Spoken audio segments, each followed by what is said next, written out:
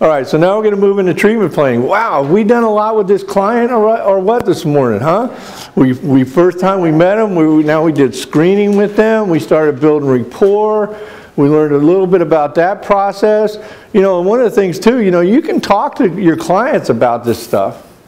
You can let them know what you're doing. It doesn't have to be like a secret, you know. It's all right. There's power in information, you know. You can say, hey, I can tell you about this whole counseling process or something, you know. It's like when I've heard in the past, I've heard clients ask counselors, oh, well, I can't talk to you about that, you know. It's like, what do you mean? Let's have a discussion over here. What do you mean you can't tell a client about that? Well, it's about, you know, hey, it's their treatment, you know. You better be telling them about it. And if you're having a hard time telling them about it, then you need to go do your own personal work. So we did the screening, we did the intake, we did the orientation. Now we did an assessment on this person. Now we're going to do the treatment plan. Now, and once again, we talked about, you know, depending on what kind of program, it affects lengths of treatment, and so on and so forth. This will usually occur, what we've just done, will usually occur within the first week or two of a person's treatment episode. Like I said, in residential care, it happens a little bit quicker. In other more regulated services, it may happen at intake. At intake, you do an assessment. The assessment, you already know what the assessment is because the nudge from the judge, the probation officer, or parole officer, that's the assessment. You're a drug and alcohol addict, you relapsed, you got out of jail, you relapsed, you have to go get some outpatient treatment, minimum of 3 months, and that's pretty much it. Sure, you need to know about strengths and weaknesses and problems associated with that, but as far as the treatment regimen, that's usually set. So treatment planning, process by which the counselor and the client identify and rank problems. Wow.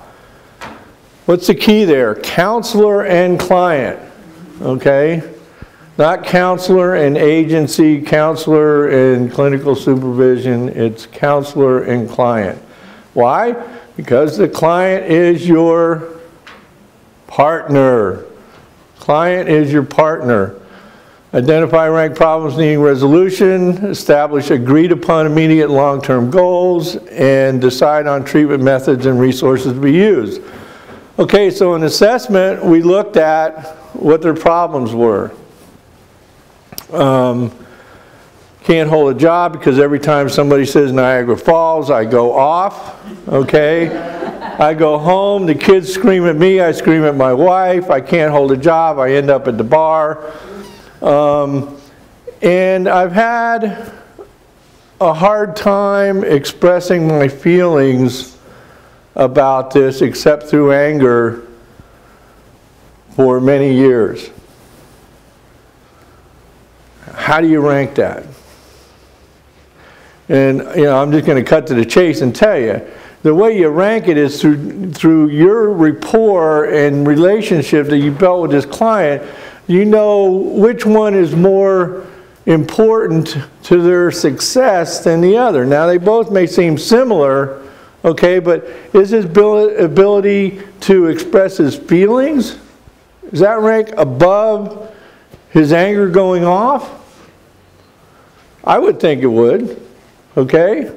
And so this is not a perfect science. What I'm trying to do is to give you a couple of ideas as to when you talk with this person about identifying and ranking problems. So John, we identified that you have this issue around your anger, and we identified that you have this issue around expressing your feelings.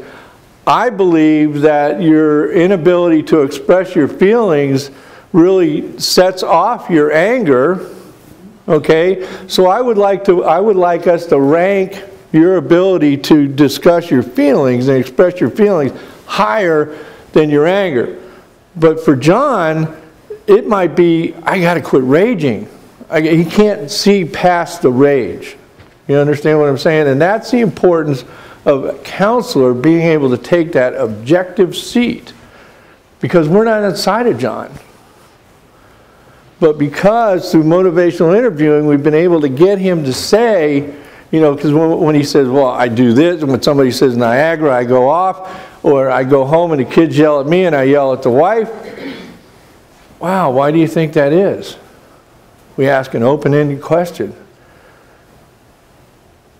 And he says, I'm not able to express my feelings about how that makes me feel. That's huge. That could be key. Oh, those nuggets are so huge. Yeah. That's why I talked about, so we identified those issues, and now we're ranking them and needing resolution. So John, while you're here, you know, we've identified that you have some rage issues, you have some difficulty identifying and discussing your feelings. These are issues we're going to work on as part of providing you education around alcoholism and drug addiction, okay? But if we are able to get these issues in check for you and provide you the ability to discuss your emotions and keep your emotions in check, then we deal with the rage issue. If we deal with those two issues, then you're not going to be going down to the bar drinking and getting drunk, okay? So, and then establishing agreed upon immediate and long-term goals. So John, I think, you know, the immediate goals are we're going to want to work on some education. Like I said, we're going to want to work on some group process and some individual counseling to address these ranked problems that we have. And then we're going to, during the process of that, we're going to discuss some long-term goals for you having to do with aftercare and what you do when you're done with your formal treatment.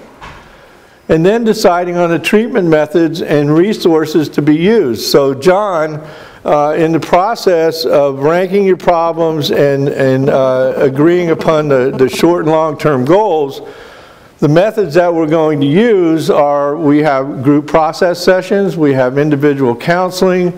The individual counseling is going to be geared more towards your higher ranked problems, and your lower ranked problems will be addressed through education and group process. That's really the way a treatment plan process rolls out. And then if you look at, oh, they're up there. You look at the global criteria. It's always important to take that global criteria into into the process. For those of you that, depending on where you're going with your education and your certification, there are some certification processes that require oral exams, or their written exams require that you understand the global criteria and you will be tested on that global criteria.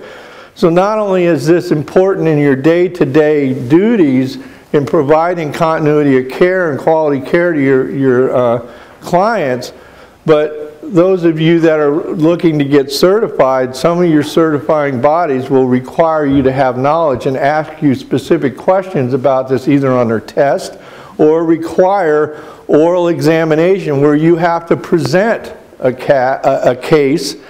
client's case about their treatment episode in front of a group of your peers.